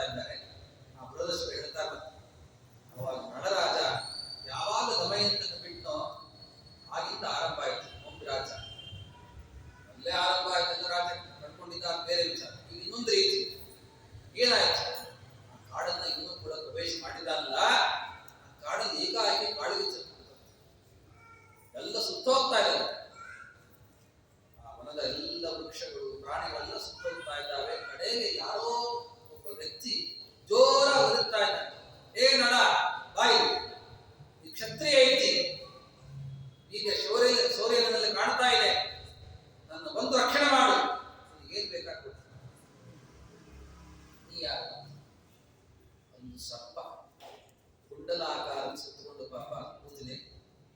ನನಗೀಗ ಇಲ್ಲಿಂದ ಒಂದು ಹೆಜ್ಜೆ ಒಂದು ಸ್ವಲ್ಪ ತೆಗೆದುಕೊಂಡು ಹೋಗ್ಲಿಕ್ಕೆ ಆಗ್ತಾ ಇಲ್ಲ. ನಾನು ನಿಧಾನ ಗತಿ ಉಳ್ಳವರು. ನಾ ಹೋಗೋಷ್ಟೊತ್ತಿಗೆ ನಾ ಈ ಕಾಡಗಿಚ್ಚಿಗೆ ಆಹುತಿ ಆಗ್ಬಿಡ್ತೀನಿ. ರಾಜ ಬೇಗ ನಿನ್ನ ಪಾರು ಮಾಡಿ ಅಂತ ಜೋರಾಗಿ ಎದುರ್ತಾ ಇದ್ದಾರೆ. ತಮ್ನಾಗ ಪ್ರಾಂಜಲಿನ ಭೂತ್ವ ದೇವಮಾನೋ ನಡಂತದ ಉವಾಚ ವಿದ್ಯಮಾಂ ನಾಮ್ನ ನಾಗಂ ಕಾಕೋಟಕಂ ಧ್ರುವ. ಕೈ ಮುಗಿದು ಬೇಡ್ತಾ ಇದ್ರು, ನನ್ನ ಪ್ರಾಣ ರಕ್ಷಣೆ ಮಾಡು. ಯಾರು ನೀನು ಅಂತ ಕೇಳು, ನಮಸ್ಕಾರ ಮಾಡಲ್ಲ. ಯಾರು ನೀನು? ಆ ಕಾರ್ಕೋಟಕ ಎಂಬತಕ್ಕಂತಹ ಒಬ್ಬ ನಾಗ. ನನ್ನ ವಿಷ ಬಹಳ ತೀಕ್ಷ್ಣವಾಗಿರ್ತಕ್ಕಂಥದ್ದು. ನಿನಗೆ ನಾನು ಅನುಗ್ರಹ ಮಾಡ್ತೀನಿ, ವರವನ್ನು ಕೊಡ್ತೀನಿ. ನನ್ನ ಬದುಕಿಸಿದರೆ ಮಾತ್ರ ಇಂದ ಎತ್ಕೊಂಡು ದೂರ ಹೋಗು. ಹಾಗೆ ಅಂಥೇಳಿ ಆ ಕಾರ್ಕೋಟಕ ನಾಗನ್ನ ಎತ್ಕೊಂಡು ತಾನು ಕೂಡ ಅಗ್ನಿಯಿಂದ ಕಾಡಗಿಚ್ಚಿಂದ ಪಾರು ಮಾಡಿದ್ದಾನೆ. ಪಾರು ಮಾಡಿ ಹೆಜ್ಜೆಯನ್ನ ಒಂದೇ ಹೆಜ್ಜೆ ಹಾಕ್ತಾ ಇದ್ದಾನೆ. ಅಷ್ಟೊತ್ತಿಗೆ 10 ಹೆಜ್ಜೆ ಹಾಕಿ 10ನೇ ಹೆಜ್ಜೆಗೆ ಆ ಕಾರ್ಕೋಟಕ ಸರ್ಪ ಕಚ್ಚಿಬಿಡ್ತೀವಿ. ಪ್ರಾಣ ಉಳಿಸ್ಲಿಕ್ಕೆ ಅಂತ ಹೋದ್ರೆ, ಆ ಸರ್ಪದ ಪ್ರಾಣ ಉಳಿಸ್ಲಿಕ್ಕೆ ಅಂತ ಹೋದ್ರೆ ಆ ಸರ್ಪನೇ ಕಚ್ಚಿಬಿಡ್ತಾನೆ. ಇದೇ ನ್ಯಾಯ? ಯಾವ ನ್ಯಾಯ? ಗಾಬರಿ ಆಗಿಬಿಡ್ತು ನಳನಿಗೆ. ಅಲ್ಲ, ನೀನು ಉಪಕಾರ ಮಾಡ್ತಾ ಇದ್ದ ಇದು ಸರಿನಾ? ನೀನು ಮಾಡಿದ್ದು ಕಚ್ಚಿಬಿಟ್ಟೆ ನನಗೆ.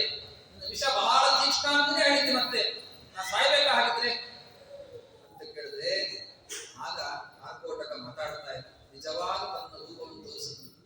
ನಾ ಸುಮ್ಮನೆ ಸಣ್ಣ ಪುಟ್ಟ ನಾಗ ಅಲ್ಲ, ಪಾತಾಳ ಲೋಕದಲ್ಲಿ ಕೂಡ ಇರ್ತಕ್ಕಂಥ ನಾಗಗಳಲ್ಲೇ ಶ್ರೇಷ್ಠನಾಗಿರ್ತಕ್ಕಂಥ.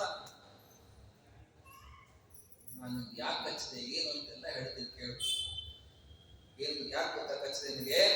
ಯತ್ಕೃತೆ ಚಾಸಿ ವಿಕೃತೋ ದುಃಖೇನ ಮಾತಾ ನಡಃ ವಿಷೇಣತು ಮದೀಯೇನ ದುಃಖಂ ತ್ವೈ ನಿವರ್ತ್ಸ್ಯತಿ. ನಿನಗೆ ಬೇಕಂತಲೇ ಒಳಗೆ ನಿನ್ನೊಳಗೆ ಒಬ್ಬ ಇದ್ದಾನೆ ವ್ಯಕ್ತಿ, ಅವನಿಗೆ ಚೆನ್ನಾಗಿ ದುಃಖ ಆಗಲಿ ಅಂತ ಕಚ್ಚಿದೆ ಅಂತ. ಯಾರು ಒಳಗಿರೋ ಅಂತಂದ್ರೆ ಕಲಿ. ಆ ಕಲಿಗೆ ಈ ವಿಷದ ಬಾಧೆ ಆಗಿ ಹೊರತಾಗಿ ನಿನಗೆ ಆ ವಿಷ ಏನೂ ಕೂಡ ವಿಕಾರ ಮಾಡೋದು ಬೇಡ. ಸುಮ್ಮನೆ ಸುಸ್ತಾಗತ್ತಷ್ಟೇ, ಬರೀ ಸುಸ್ತಾಗತ್ತಷ್ಟೇ, ಶ್ರಮ ಆಗತ್ತ ಹೊರತಾಗಿ ಆ ವಿಷದ ಪರಿಣಾಮ ನಿನಗಾಗೋದು. ಪರಿಣಾಮ ಯಾರಾಗ್ತಾ ಇರುತ್ತೆ?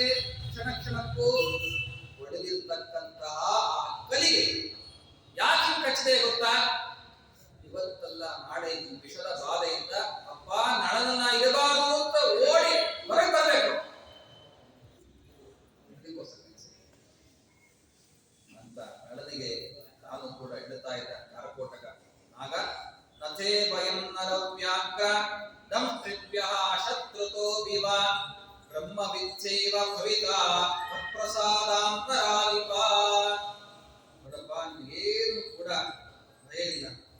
ನಾ ಕಚ್ಚಿದ್ರೆ ನಿನಗೆ ಏನೂ ಕೂಡ ನಿನಗೆ ಆ ವಿಷದ ಬಾಧೆ ಆಗಿಲ್ಲ ಹೊರತಾಗಿ ಒಳ್ಳೆ ಬ್ರಹ್ಮವಿದ್ಯೆ, ಒಳ್ಳೆ ಬ್ರಹ್ಮಜ್ಞಾನಿ ಆಗ್ತಾ ಇದ್ದೀನಿ ಅಂತ ಅನುಗ್ರಹವನ್ನು ನಾ ಮಾಡ್ತಾ ಇದ್ದೀನಿ ನಿನಗೆ ನಳರಾಜ ಅಂತ ಆ ಕಾರ್ಕೋಟಕ ನಾಗನನ್ನು ರಕ್ಷಣೆ ಮಾಡಿದ್ದಕ್ಕೆ ಪ್ರತಿಯಾಗಿ ವರವನ್ನ ಕೊಟ್ಟಿದ್ದ. ಜೊತೆಗೆ ಅವನಿದೆಲ್ಲ ದುಃಖ ಏನು ಅನುಭವಿಸ್ತಾ ಇದ್ದಾನೆ, ಆ ದುಃಖಕ್ಕೆಲ್ಲ ಮೂಲ ಕಾರಣ ಯಾರು? ಒಳಗೆ ಪ್ರವೇಶ ಮಾಡಿರ್ತಕ್ಕಂಥ ಕಲಿ. ಆ ಕಲಿ ಹೊರಗೆ ಬರಬೇಕು ಅಂತ ತನ್ನ ವಿಷವನ್ನೇ ಕೂಡ ಕಲಿಗೆ ಉಳಿಸಿದ್ದಾನೆ ಕಾರ್ಕೋಟಕ ನಾಗ. ಪ್ರಳಯಾಂತಕವಾಗಿರ್ತಕ್ಕಂಥ ವಿಷ, ಅನ್ನ ಉಂಡಿರ್ತಕ್ಕಂಥ ಒಳಗಿರ್ತಕ್ಕಂಥ ಕಲಿ ಅವತ್ತಿಂದ ಆರಂಭ ಆಯ್ತು. ಸುಡುತ್ತಾ ಇಲ್ಲ ವಿಷ, ಅದು ಹೊರಗೆ ಬಂದಿಲ್ಲ. ಇನ್ನು ಹೊರಗೆ ಬರೋ ಪ್ರಸಂಗವನ್ನು ಮುಂದೆ ಹೇಳ್ತಾರೆ. ಅಂತಹ ಆ ಕಲಿಗೆ ಕೂಡ ಹಿಂಸೆಯನ್ನು ಕೊಡ್ತಕ್ಕಂಥ ಆ ವಿಷ ಯಾರದ್ದದು? ಕಾರ್ಕೋಟಕ ಎಂಬತಕ್ಕಂಥ ನಾಗನ ವಿಷ. ಈಗ ತಾನು ಕೂಡ ಕಚ್ಚಿ ಅನುಗ್ರಹವನ್ನೇ ಮಾಡಿ ಮುಂದೇನ್ ಮಾಡ್ಬೇಕಾಗಿದ್ರೆ ಗಚ್ಚನ್ನ ರಾಜನ್ ಇತಸ್ತೂತೋ ಬಾಹುಕೋಹಮತಿ ಸದ್ಭವನ್.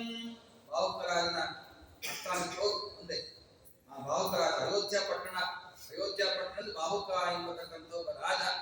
ಆ ರಾಜನಿಗೆ ಸಾರಥ್ಯ ಆದ್ರೆ ಏನ್ ನಿನಗೆ ಲಾಭ ಅಂತ ಕೇಳ್ತೀಯಾ? ಅದನ್ನು ಹೇಳ್ಬಿಡ್ತೀನಿ ಕೇಳಿ. ಒಳ್ಳೆ ನಿನಗೆ ದ್ಯೂತ ಆಡೋದ್ರಲ್ಲಿ ತುಂಬಾ ಎತ್ತಕ್ಕೆ ಯಾರನ್ನು ಬೇಕಾದ್ರೂ ಸೋಲಿಸ್ಬಿಡ್ತಾನೆ. ಅಕ್ಷವಿದ್ಯೆಯಲ್ಲಿ ಬಹಳ ಅವನಿಗೆ ಪರಿಣತಿ ಇದೆ.